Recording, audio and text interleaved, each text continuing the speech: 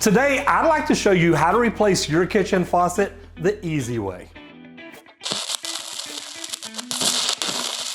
Guys, this video is sponsored by Jobber. If you're a residential service company owner or you're thinking about opening one, go to go.getjobber.com/Roger Wakefield and check out the software they have to help you run your business. Now, I know kitchen faucets are different. In today's video, I'm gonna show you how to replace your kitchen faucet, and I'm gonna show you what you can do if your faucet has multiple holes. And I'm gonna tell you how you can go from a faucet with multiple holes to just a single hole faucet. You just need to know what to look for when you buy it. So let's get this one removed and then let's put the new one in. You ready? Now the first thing we're gonna do is reach down there and turn the hot and cold water off. That way we don't have a mess up here.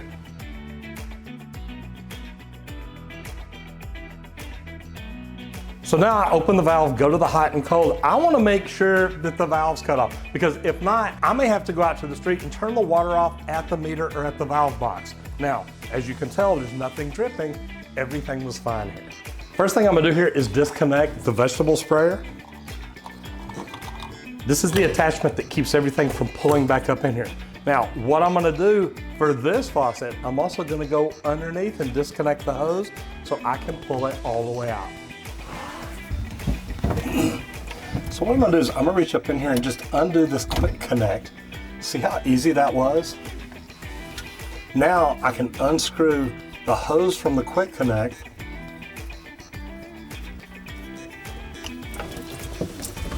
That's why I have a towel down here. Remove the weight. And now it's ready to slide right out of the top. This top removes just by pushing this pin.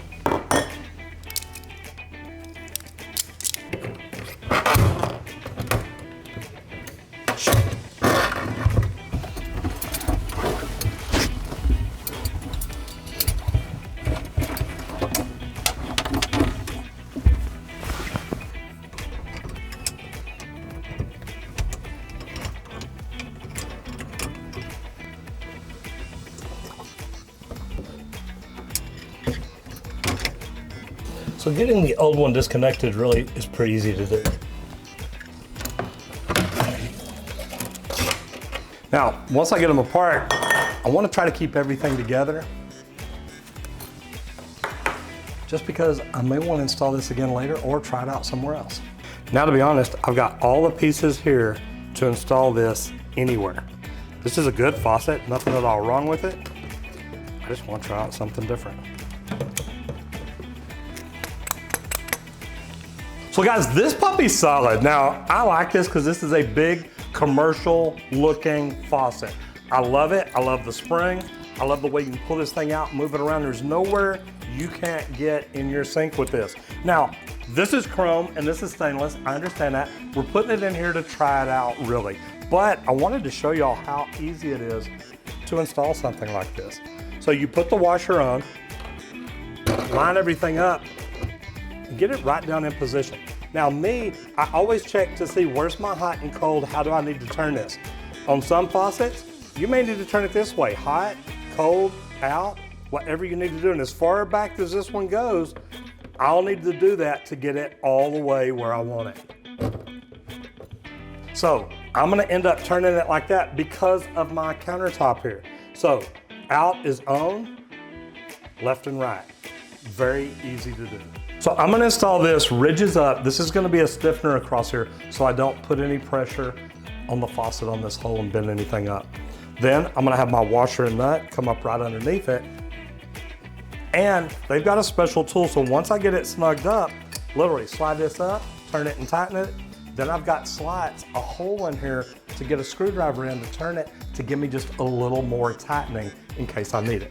So let's get under here, let's go to work.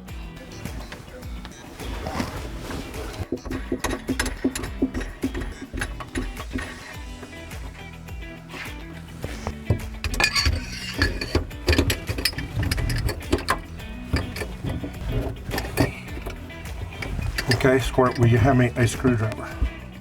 Now, I'm gonna get up here, now that I've got it snug,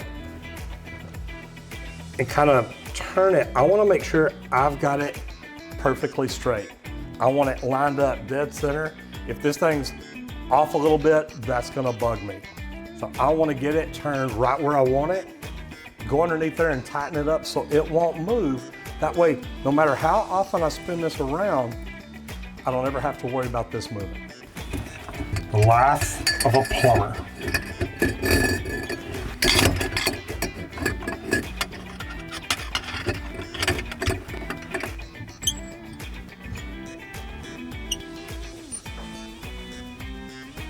Okay, so now that we've got the water and everything turned on, the one thing I want to do is take off the aerator.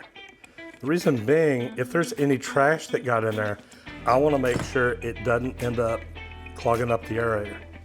So I'm gonna pull that out, turn on the water to blow everything out, hot and cold side both.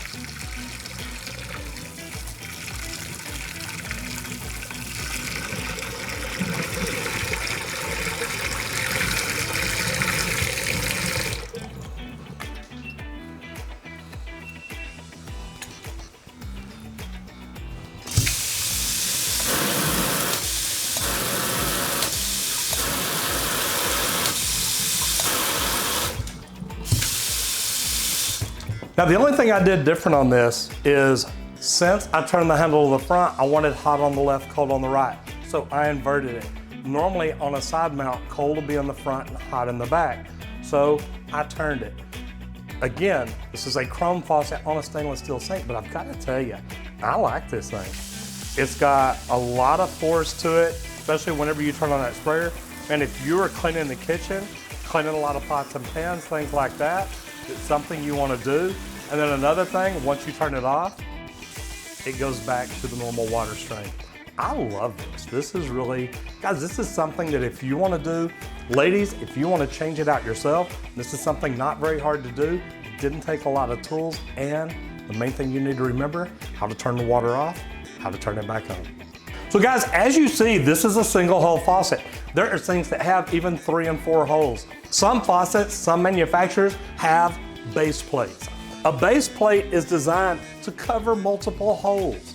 So if you have a 4-hole sink and you really want a single hole faucet like this, put that base plate down, check with the manufacturer, make sure a base plate comes with it. A lot of faucets come with it automatically.